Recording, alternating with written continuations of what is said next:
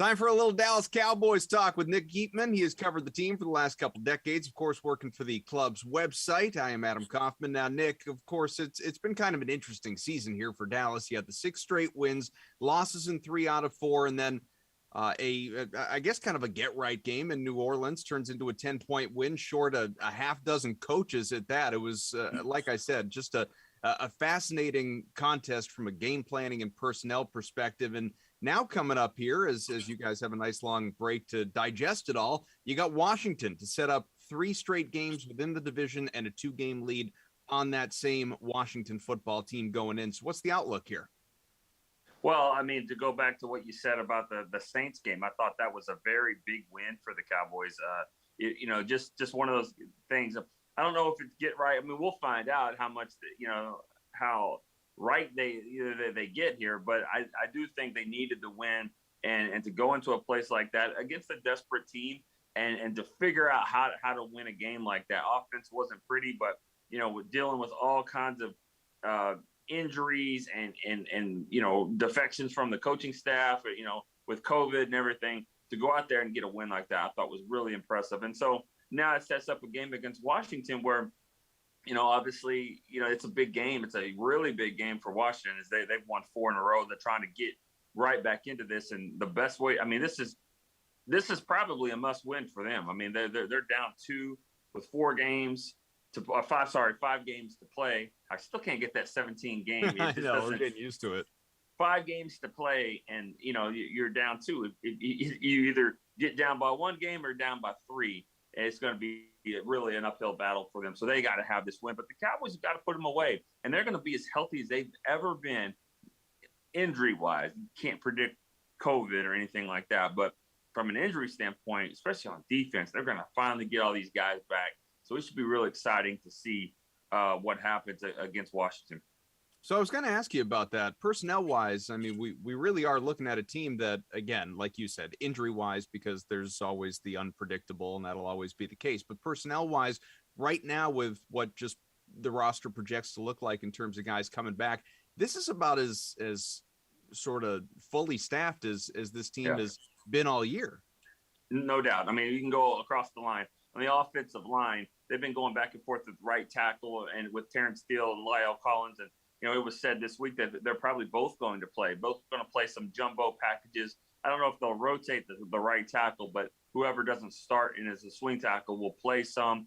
At receiver, they're all should be back. Zeke should be healthy as a running back as well, so Dak could benefit from all of that. Then on defense, you got a rotation that's going to finally have Randy Gregory, DeMarcus Lawrence. You're getting some of your defensive tackles, Neville Gallimore, Tristan Hill, those guys back in the mix. And so it was pointed out that Micah Parsons, Randy Gregory, and DeMarcus Lawrence have only played 28 snaps together this year. That was all against Tampa Bay, Tom Brady.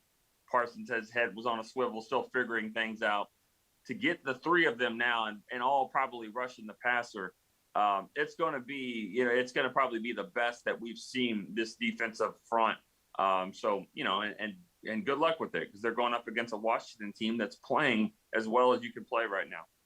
You mentioned Ezekiel Elliott before, and of course, we talked about this last week. There were questions going into that last game as to whether or not he would play, what's his workload going to look like, all of that. And, as we came to see, just game script and whatnot, it wasn't really a run-heavy game for Dallas to begin with, be it Zeke or Tony Pollard. It was, much more reliant on Dak Prescott in the past. But as you're looking at this week to week, is it the split, the shared backfield between Pollard and Elliott, is this about what you would expect, or is the unpredictability of Elliott's knee making this thing a little tough to anticipate game to game?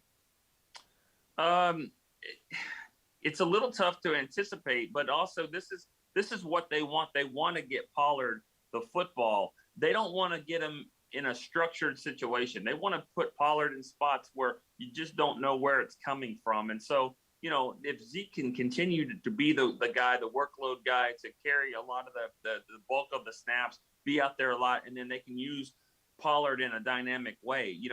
The thing that always gets lost about the running back spot is Zeke, when he's out there, like the one thing he does better than any back, especially Pollard, is pick up the blitz. And if this is going to be a pass team, if they're going to throw the ball around the yard, they've got to make sure that Dak is upright. And Zeke is just way better than Tony Pollard at recognizing it, getting there, getting his nose in there and stopping a blitzing linebacker or a safety. That's just something he's better at Pollard. Now, who's going to go 60 yards to the house?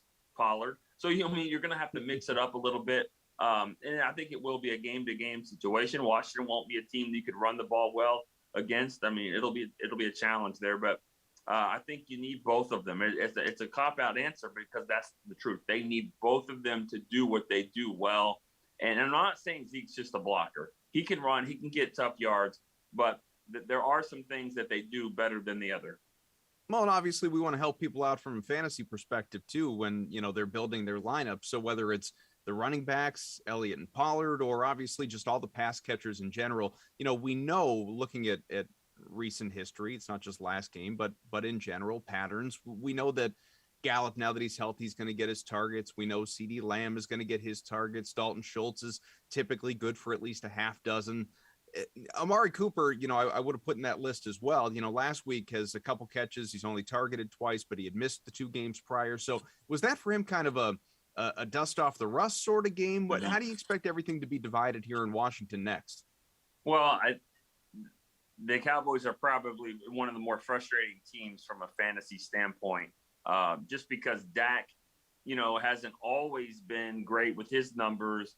And when you have so many receivers, I mean, it's just hard to figure out. I mean, CD has been probably the most consistent because he's been out there this summer, but he's been banged up.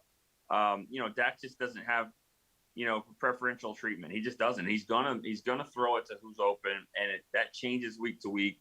And so, I just think, Zeke, even though he doesn't get a ton of yards, he's still a guy that you want to factor in there because this team gets down to the 1 yard line more than anyone I've ever seen, whether it be a pass interference or they just get stopped at the 1.